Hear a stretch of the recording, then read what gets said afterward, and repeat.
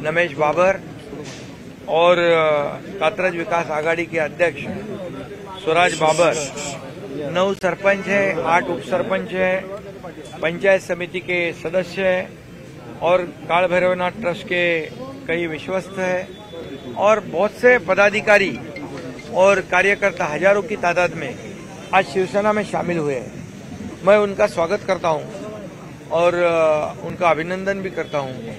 नमेश बाबर एक बहुत लड़ाकू कार्यकर्ता है, वहां पर एक जनता के लिए आवाज उठाने वाला कार्यकर्ता है। कोई भी पार्टी हो नहीं हो, पद हो नहीं हो, लेकिन वो जनता के लिए वहां आवाज उठाता है। मैं मुख्यमंत्री जब था तब मैं वहां गया था कात्रज में। उनका क्या मांग था? वहां के लोगों को पानी चाहिए, वहां के लोगों को ट्रैफिक से मुक्ति चाहिए और वहां के लोगों को डेवलपमेंट चाहिए। डेवलपमेंट विकास आराखड़ा जो है उसमें लोगों के हित के निर्णय होने चाहिए और यही मांग थी जो जायज है। और उनके साथ पहलवान भी कई लोग आए हैं। शिवसेना को बलवान करने के लिए पहलवान को भी लाया उन्होंने। तो ये जो आज का उन्होंने विश्वास जताया है, हजारों की तादाद में वो आए, मैं उनको बहुत बहुत धन्यवाद भी देता हूँ, उनका अभिनंदन करता हूँ। ऐसा पूरे राज्य में से कई लोग, कई पदाधिकारी शिवसेना में आ रहे हैं क्योंकि शिवसेना एक संगठन है, बाला साहेब ठाकरे जी के विचार पर चलने वाली, विचारधारा पे चलने वाली संगठन है। आनंद दिघे जी के विचार पे चलने वाली शिवसेना है और इसलिए शिवसेना ये लोगों की रक्षा करने के लिए, लोगों को न्याय देने के लिए ये शिवसेना है और विकास को आगे बढ़ाने वाली शिवसेना है। इसलिए लोगों को विश्वास है कि शिवसेना विकास करेगी। हर समय कभी भी आपत्ति हो, आपदा हो, संकट हो तो शिव सैनिक आगे आ जाते हैं, ये पता है। और इसलिए आज उन्होंने एक बड़े विश्वास के साथ, कोई उनके कंडीशन नहीं है, कोई उनकी मांग नहीं है, कोई अपेक्षा नहीं है, सिर्फ इतनी अपेक्षा जनता को न्याय मिले, जनता का भला हो, जनता का विकास हो। तो मैं तो वही करने वाला है। ये तो एकनाथ शिंदे ने कितने सालों से किया है। मैं मुख्यमंत्री था तब इतने काम किए, इतनी डेवलपमेंट हुई, इतने लोकाभिमुख कल्याणकारी योजनाओं को अंजाम दिया है और इसीलिए ये पूरी ताकत जो है वह शिवसेना को बढ़ाएगी और शिवसेना इनको बढ़ाएगी। इसलिए मैं उनका बहुत बहुत स्वागत करता हूँ, सभी लोगों को धन्यवाद देता हूँ। सर, एक वेगळा प्रश्न आहे। संजय राऊतांचं जे पुस्तक प्रकाशन होतंय उद्या, नरकातला स्वर्ग, त्यामध्ये अनेक दावे करण्यात आलेले आहेत। सोशल मीडियावर देखील त्या दाव्यांच्या बातम्या सुरू आहेत। काय नेमकं त्याच्यामध्ये असं त्यांनी म्हटलेलं आहे की पवार साहेबांनी छुप्या रस्त्याने मोदी आणि शहांना मदत केली, कायद्याच्या चौकटीच्या बाहेर जाऊन मदत केली। खरं म्हणजे त्याच्यावर बोलण्यासाठी आमचे प्रवक्ते बोलत असतात, परंतु मी एवढंच सांगतो की शिवसेना प्रमुखांचे विचार आणि त्या विचारांवर निष्ठा ठेवून काम केलं असतं तर नरक किंवा स्वर्गातला नरक पाहण्याची वेळ त्यांच्यावर आली नसती। आज शिवसेना प्रमुखांच्या विचारांची बेईमानी केली, गद्दारी केली आणि म्हणूनच आम्हाला नवीन दुसरं पाऊल उचलावं लागलं आणि ते जनतेने त्याचं स्वागत केलं आणि म्हणून विधानसभेमध्ये त्याचं प्रतिबिंब आपण पाहिलं। लोकांना विकास पाहिजे आणि विचारधारा, तर बाळासाहेबांची विचारधारा घेऊन आम्ही पुढे गेलो आणि म्हणूनच आज त्यांचं जे पाप आहे, त्यांनी जे बाळासाहेबांनी सांगितलं काँग्रेस बरोबर जाऊ नका, ते पाप त्यांनी केलं आणि हे पाप लपवण्यासाठी किती वेळा तुम्ही मोदीजी आणि शहाजी, अमित शहांवर टीका करणार?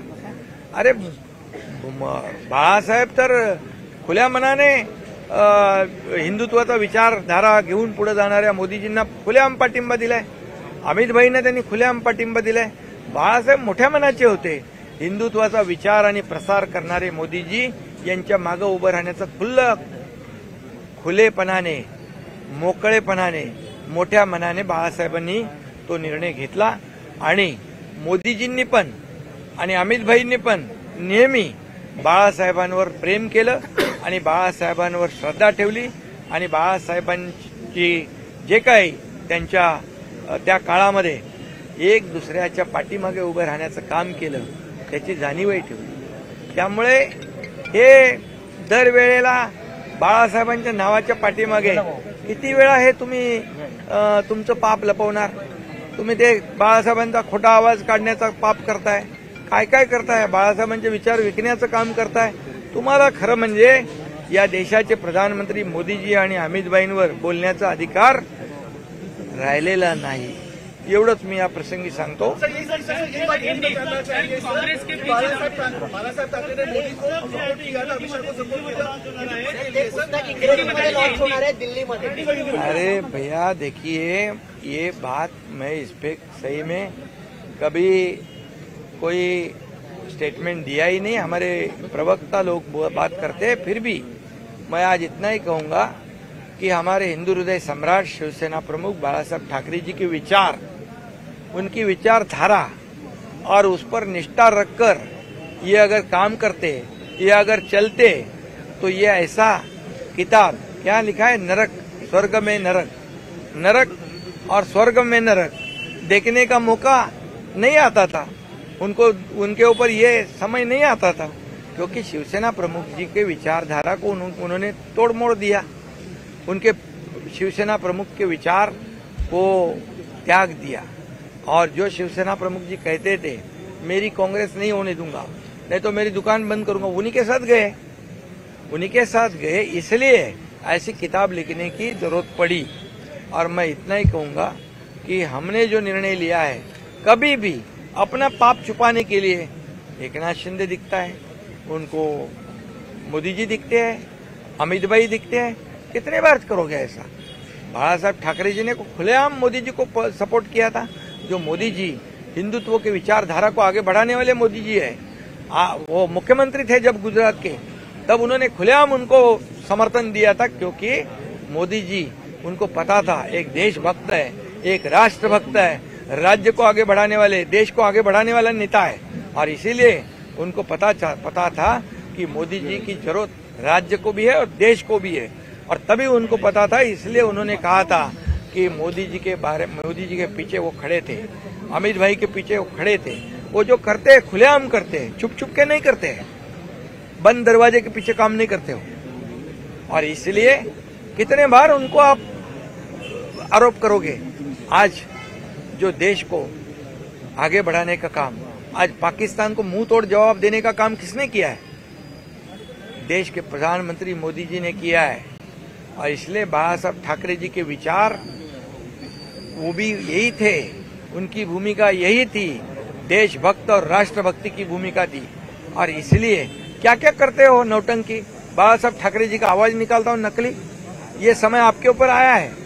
इसलिए बाळासाहेब ठाकरे जी की विचारधारा छोड़ने के वजह से जो पाप किया है वो भुगतना पड़ रहा है और ऐसी किताब निकालनी पड़ रही है. मैं इस पे ज्यादा कुछ कहना नहीं चाहता हूं, लेकिन मैं इतना ही कहता हूं, आज पूरे देश में, पूरी दुनिया में मोदी जी ने जो काम पाकिस्तान के खिलाफ किया है, हमारे पहलगाम में जो हमारे बेकसूर लोगों को मारा है, पाकिस्तान के आतंकवादियों ने हमारे बहनों का सिंदूर पोंछने का काम पाप किया है, ये ऑपरेशन सिंदूर लॉन्च करके वो पाकिस्तान को मुंह तोड़ जवाब दिया है. उनके एयर बेस को तहस नहस कर दिया है, आतंकवादी अड्डों को तहस नहस कर दिया है.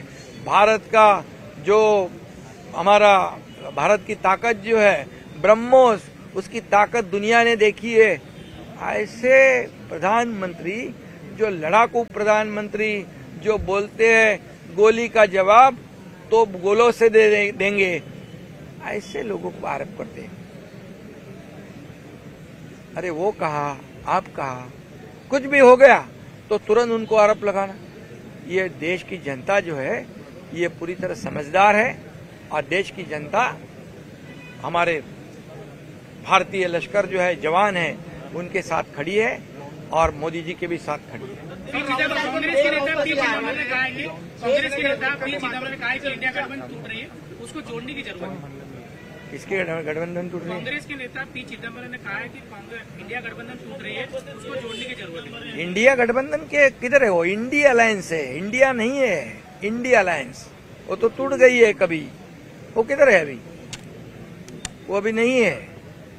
क्योंकि आज जो देश के खिलाफ निर्णय लेने वाले लोगों का अगर साथ देते हैं, आज हमारे जो भारतीय सेना है उसके ऊपर सवाल खड़ा करते हैं, वो काय की इंडिया अलायंस, वो कभी टूट गई है और इसलिए ते पुस्तक इंग्लिशमध्ये अरे जाऊ दे ना, त्याचं पुस्तक घेऊन तिथं जाऊन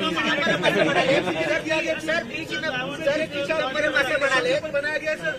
अरे भैया, अगर वो मैं ये फिर बात करूंगा, ये बाला साहब के विचार तो तोड़ने का काम किया उन्होंने, उसको विश्वासघात करने का काम किया है, उनके पीठ पे खंजीर घोपने का काम किया है, इसलिए तो ये नरक स्वर्ग ये वो सब देखने की नौबत आई है.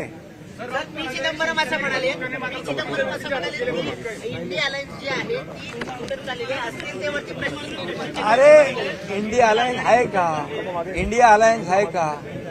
अरे ती इंडिया नाही आहे, इंडी अलायन्स आहे. ती कधीच तुटली आहे, लोकसभेच्या नंतर तुटून गेली आहे. कुठं आहे ती? आज वेगवेगळे स्टेटमेंट देत आहेत, भारतीय लष्कराच्या कामगिरीवर प्रश्नचिन्ह निर्माण करतायत, देशाच्या अखंडतेवर प्रश्न निर्माण करतायत. हे कसली ही इंडिया अलायन्स होऊ शकत नाही. सर राजनाथ सिंह असं म्हणाले ऑपरेशन सिंदूर अजून थांबलेलं नाहीये, पाकिस्तानला तोड जवाब येत्या काळात आम्ही देणार आहोत. ऑपरेशन सिंदूर शुरू है, वो जब तक आतंकवाद खत्म नहीं होता है तब तक शुरू रहेगा. और मोदी जी ने कहा है आतंकवादी जब हमला करेंगे तो उसको युद्ध समझा जाएगा और वैसे पाकिस्तान के साथ सलूक किया जाएगा. और इसलिए म्हणून ऑपरेशन सिंदूर दहशतवाद संपत नाही तोपर्यंत बंद होणार नाही.